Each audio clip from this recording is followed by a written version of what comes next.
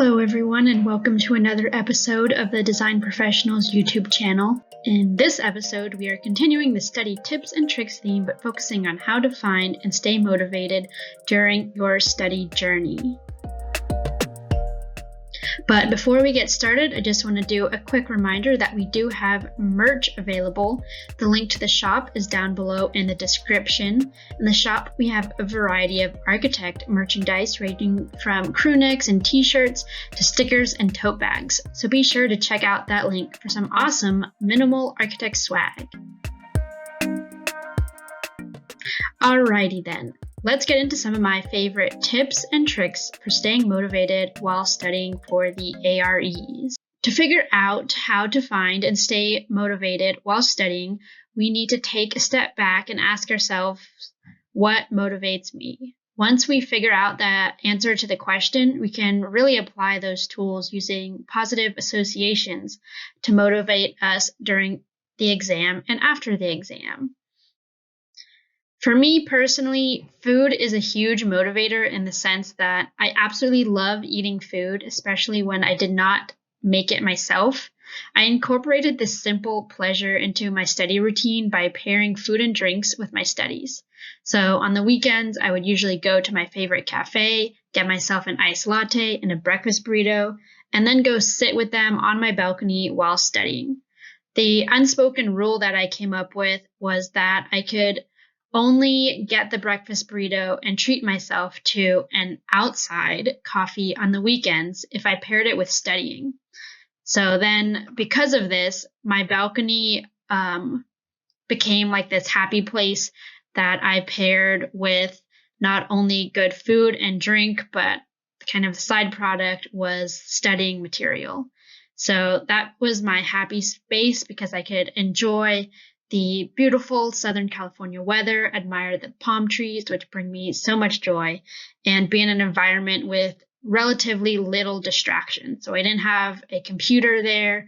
I didn't have too much clutter like I do on my desk. And so it really became the perfect study environment for many reasons. And I think one of the best ones was the natural daylight, very, very bright, kept me awake even while reading super boring materials. Another motivator for me is taking time to treat myself and acknowledge the hard work I put in. This usually came in the form of buying myself gifts at major milestones. For one of my first exams, I remember buying new pens and highlighters to make studying more enjoyable. I absolutely love stationery, and when my notes were pretty and organized, it was a lot easier to study because one, I took pride in my notes, and two, my notes became more organized and easier to navigate. All of these little things really made the study process more enjoyable. So I highly encourage you to kind of think about that question and figure out what motivates you and how you can kind of pair those motivators or those things that make you happy and pair them with something that maybe is not so enjoyable, like the study process.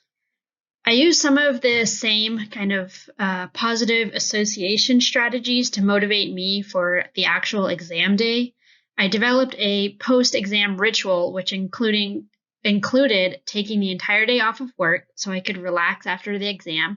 Then I would usually go out to a nice dinner and finally buy myself a gift as a reward. The gift could be as small as new stationery or a fitness watch, but typically the gifts to myself always would benefit my life in some ways. I would maintain this routine regardless if I passed or failed the exam. This again is creating that positive association with the exam day so that it is something I could actually look forward to. So even if I failed an exam, I wouldn't necessarily like punish myself and not buy myself the gift. I kind of took that as a learning experience that says, okay, I still put a lot of effort and time into this. I still deserve a treat to kind of acknowledge the hard work I have put in thus far, and maybe I'll get it next time. A few other tools I use to create positive associations with the study process and exam day are listed here.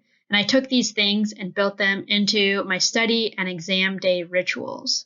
This is a good place to start making that list so you can start to kind of figure out what things you can pair with your study routine and how to actually build them into your routine. So those rituals took many forms depending on the day. On weekdays, I would study with friends during lunch or buy myself boba after work to study with. Fridays, I tried to use as my day off from studying so I could take a break to make sure I had a balance of fun in between the rigorous study schedule I had built. This proved to be a necessity for me because I suffer from serious FOMO, which is fear of missing out, and I would feel left out or sad or distracted if I said no to all of the social activities. My weekends usually consisted of grabbing that breakfast burrito and latte, sitting on my balcony all day studying. Then, after an entire day of studying, I could enjoy the evenings and hang out with friends or buy myself a fancy dessert as a reward for a long day's work. My exam day ritual, like I described before, consisted of taking time to unwind after the exam and not immediately jumping back into work. I was usually pretty mentally exhausted after the exam, so it was always nice to unwind afterwards and go to a nice dinner. Then I would usually buy myself a gift because these exams are not easy and we really deserve some recognition for our hard work and efforts that it even took to get to that moment. Besides those routines and rituals, you can create positive reinforcements with your studies in small gestures like creating a checklist or calendar where you then cross off the days or assignments. The simple act of checking off items off a list and seeing progress triggers this positive feedback in our brains, and that rush of positivity makes us want to keep doing it. This calendar method is not only good for the fact that it provides positive feedback, but it also helps to map out your study goals, stay on track, and monitor your progress. And I think this is really an important part that led to my success during my study journey. I wasn't ever just scheduling exams and kind of mindlessly or kind of studying for the exam without a clear path ahead. I would always map out all of the material I wanted to get through and then put that on the calendar to make sure that I could set a pace for myself that was achievable and realistic. And I always knew if I was falling behind or getting ahead. And that really kind of brings some calm to that study process where you can feel confident when it comes to exam day that you've covered everything you need to know and that you're not missing anything major. One of the most useful tactics that motivated me was to just schedule the exam. I'm an expert in procrastination, and there is no motivator quite like a looming deadline. This I recently discovered is something called Parkinson's Law, and this law basically states that work expands so as to fill the time available for its completion. So let's say you plan to take an exam 6 months out. You'll use all of those 6 months to plan, prepare, study, and eventually take that exam. And this might include time spent on side projects that are not as important or spending too much time digging through advice boards about the exam instead of really putting your head down and studying. But let's say you give yourself just 1 month to take an exam. You will find a way to prepare for that exam in 1 month because of the strict time constraints. This, of course, is a fine balance between finding what is actually feasible based on your available time and the amount of effort you're able to give. And that balance will then bring that ultimate productivity. I highly recommend looking into this more. When I first discovered this law, I was like, oh, wow, that makes so much sense. For certain assignments, if I'm given more time, a lot of times I'll leave them to the very end and procrastinate on them until I really feel okay, I need to do it and I need to put my head down and get it over with. The last method I used to keep myself motivated was to create a simple vision board of my NCARB exam report. This was a simple photoshopped image I printed out and hung by my bedroom door that showed my goal of when I would pass each exam. And this was a visual reminder of my goals, and it was in a prominent place, so I would be reminded of it every day. Your vision board could be as simple as this, or it could even include pictures of all the activities and adventures you want to do after becoming a licensed architect. I was first introduced to this vision board concept by my mom when I was in high school, actually, and I use this method as a way of kind of coming up with goals and visualizing them with pictures and images.